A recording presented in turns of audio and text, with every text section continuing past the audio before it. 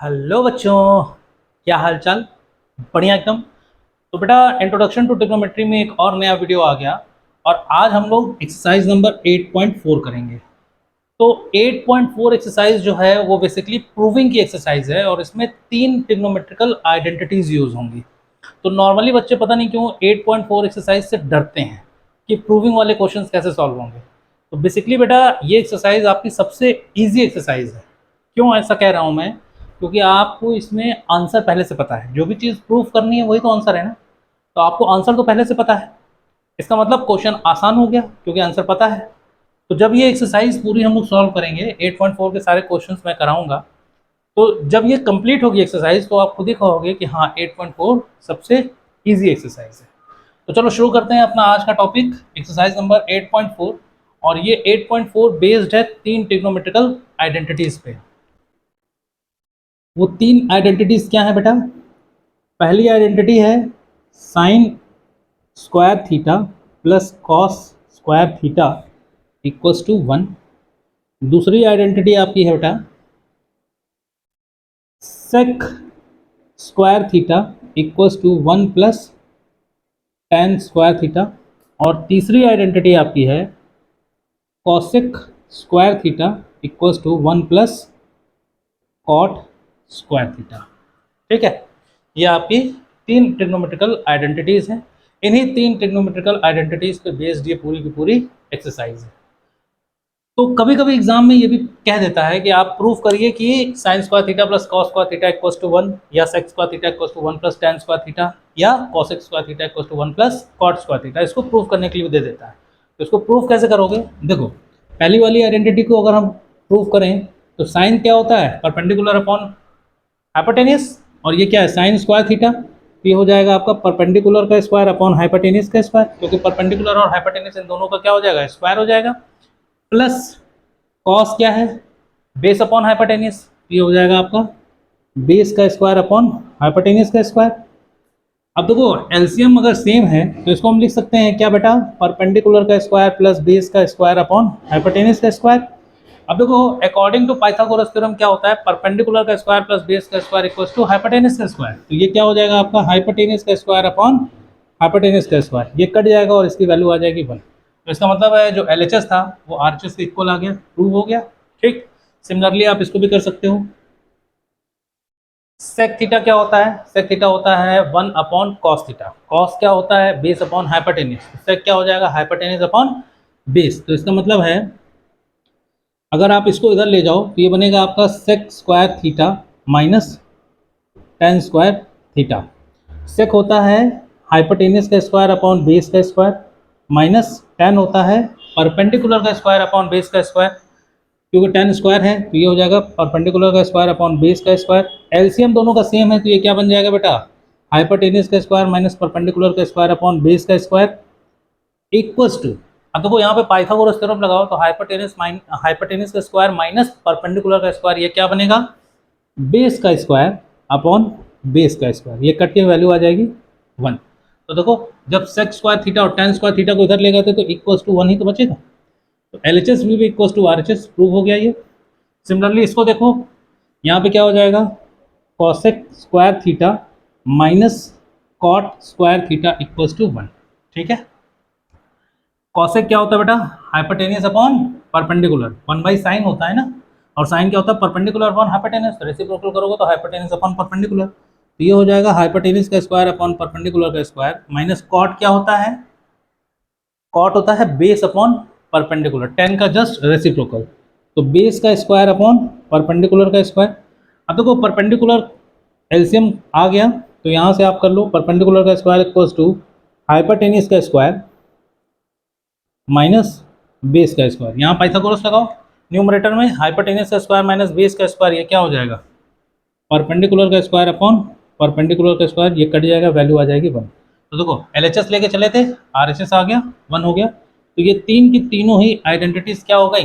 Prove हो गई। ठीक है, तो हालांकि प्रूफ इतना इंपॉर्टेंट नहीं है, इसका इसका इम्प्लीमेंटेशन ज़्यादा इंपॉर्टेंट है। लेकिन फिर भी मैंने आपको इसलिए बता दिया कि कभी अगर प्रूफ पूछ दिया बोर्ड्स ने तो आप क्या करोगे फिर। ठीक है, तो प्रूफ भी आना चाहिए। चलो, तो ये जरा तीन आइडेंटिटी साइड में हम लोग लिख लेते हैं। पहली है sine square theta plus cos square theta equals to 1। दूसरी है sec square theta equals to 1 plus tan square theta. और तीसरी अपनी है cosec square theta equals to 1 plus cot square theta. ठीक है, चलो अब हम लोग एक्सरसाइज 8.4 का क्वेश्चन नंबर 1 उठाते हैं। क्वेश्चन नंबर 1 क्या कह रहा है देखते हैं।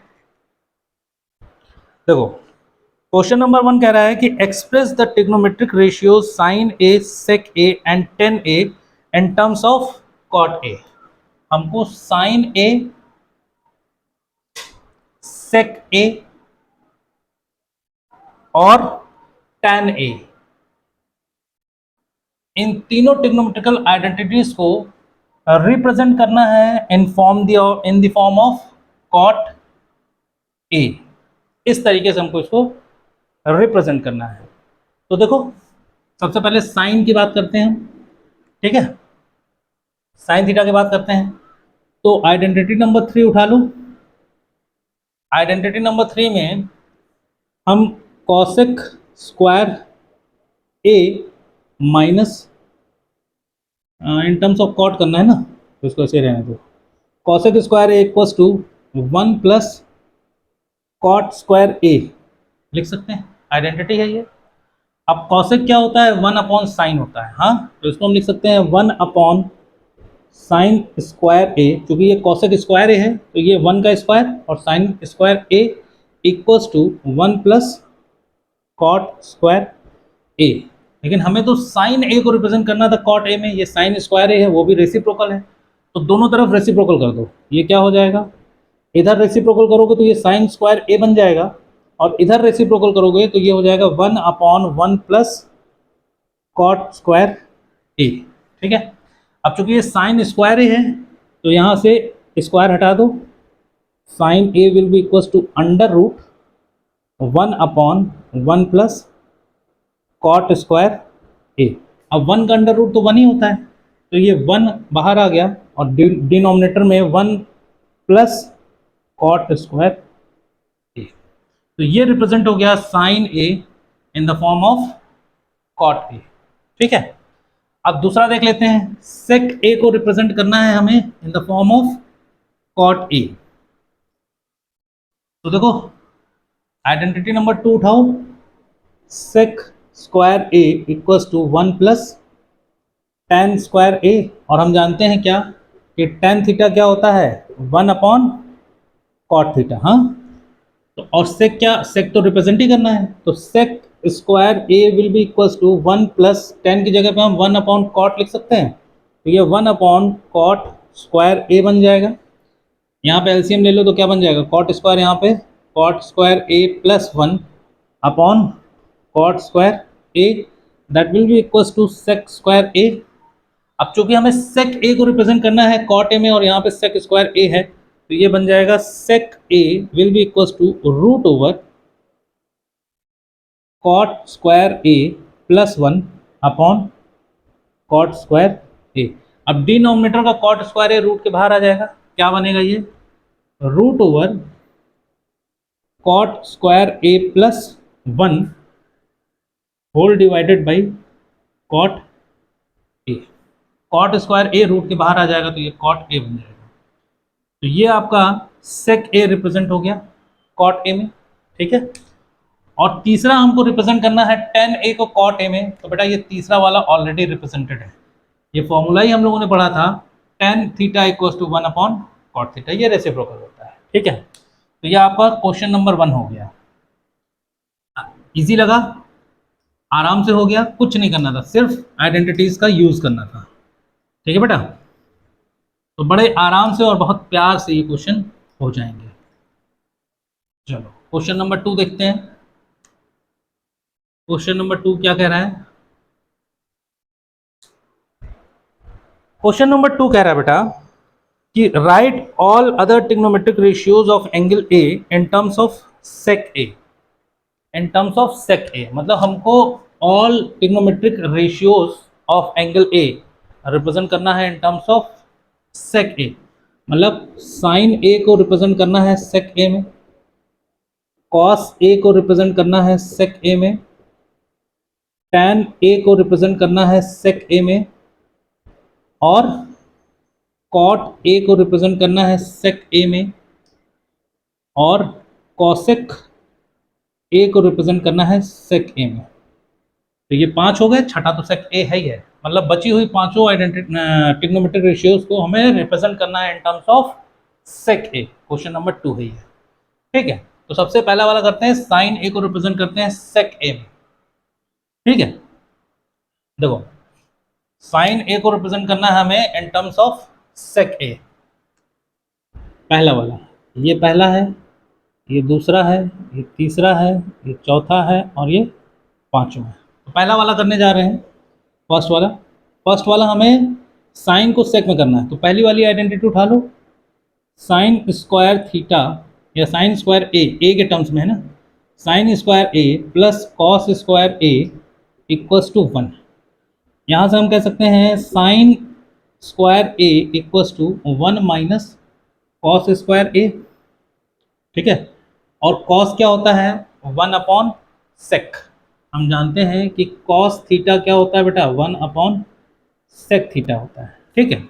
हम यहाँ पे लिख सकते हैं क्या कि sine square A equals to 1 minus 1 upon sec square A. फिर लिख सकते हैं हम sec square A minus 1 upon sec square A. ये आ गया साइन स्क्वायर ए। लेकिन हमें तो साइन ए को रिप्रेजेंट करना था, तो हम लिख देंगे sine A will be equals to root over sec square A minus 1 upon sec square ए।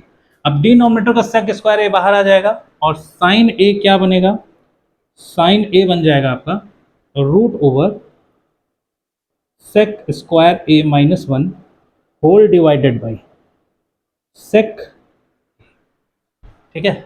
तो पहला टर्म यूज हो गया, इस आइडेंटिटी को मैं हटा रहा हूँ बेटा यहाँ से, ठीक है। पहला टर्म यूज हो गया, और पहला टर्म क्या आ गया, sine A equals to root over sec square A minus 1 whole divided by sec A. ये आ गया पहला term, sine in terms of sec A, ठीक है। अब जरा दूसरे की बात कर लेते हैं। देखो इजी है यार, बहुत इजी, देखो आराम से हो रहे हैं क्वेश्चन। आंसर तो हमें पता ही नहीं कि हमें लाना क्या, हमें सेक ए की फॉर्म में लाना है। तो जो भी दिया होगा हमने तोड़ के लाना है क्या, सेक। तो इजी हो गया ना ये, देखो। और कॉस को हमें सेक में रिप्रेजेंट करना है, तो हम फॉर्मूला ही जानते हैं क्या, कि cos A is equal to 1 upon sec A. ये तो हमें फॉर्मूला ही पता है। तो कॉस भी रिप्रेजेंट हो गया सेक में। अब हम तीसरा करने जा रहे हैं tan A in form of sec A. तो बेटा एक चीज़ ये बताओ कि हम टेन ए को क्या लिख सकते हैं, टेन ए को हम लिख सकते हैं sign A upon cos A. अपने पिछले वीडियो में हम लोगों ने पढ़ा था कि साइन को हम टेन को हम साइन बाई कॉस लिखते हैं और कॉट को कॉस बाई साइन, ठीक है।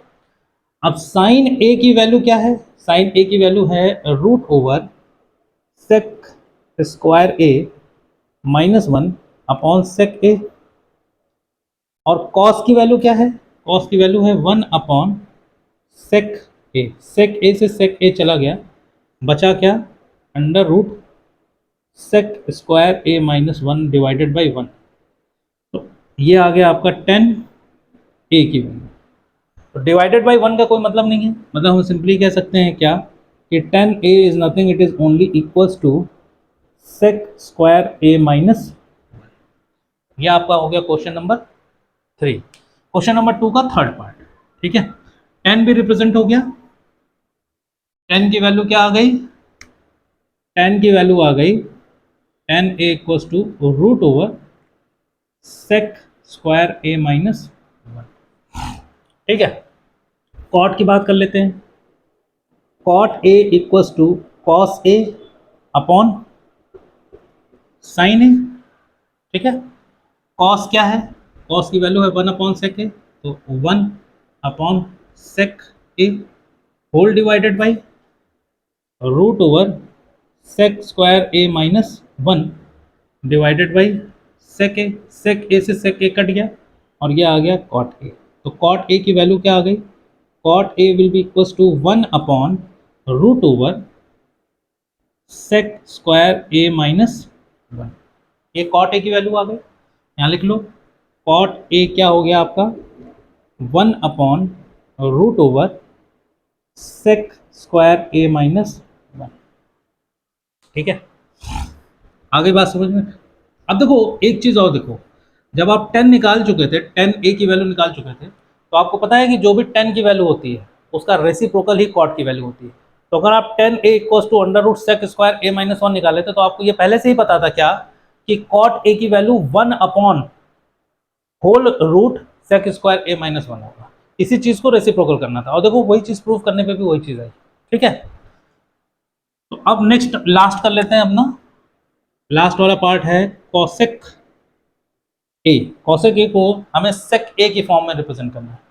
कॉसेक क्या होता है बेटा, कॉसेक होता है 1 upon sine A. Cosec theta होता है 1 अपॉन साइन थीटा। तो 1 upon sine theta, sine theta की वैल्यू हम लोगों ने निकाल रखी है क्या, under root sec square A minus 1 whole divided by sec A. तो बेटा ये वाला टर्म न्यूमरेटर में चला जाएगा, तो इसका मतलब है कॉसेक ए की वैल्यू बन जाएगी sec A whole divided by whole root sec square A minus 1। ठीक है, तो यहाँ पे आप कॉसेक की वैल्यू भी लिख लो, यहाँ पे आप कोसेक की वैल्यू लिख लो। क्या है ये कोसेक की वैल्यू, कोसेक की वैल्यू आई है sec A whole divided by root over sec square A minus 1। ठीक है, तो 5 पार्ट थे और उन पांचों पार्ट के आंसर हम लोगों ने, इन पांचों पार्ट के आंसर हम लोगों ने निकाल लिए। ठीक है, फर्स्ट, सेकंड, थर्ड, फोर्थ। ठीक, तो आज के वीडियो में क्वेश्चन नंबर 1 और 2, इसके आगे के क्वेश्चन हम लोग करेंगे नेक्स्ट वीडियो में। ठीक है, तब तक पढ़ाई करते रहिए और खुश रहिए। इस एक्सरसाइज के सारे क्वेश्चंस मैं कराऊंगा बेटा। ठीक है, चलिए खुश रहिए।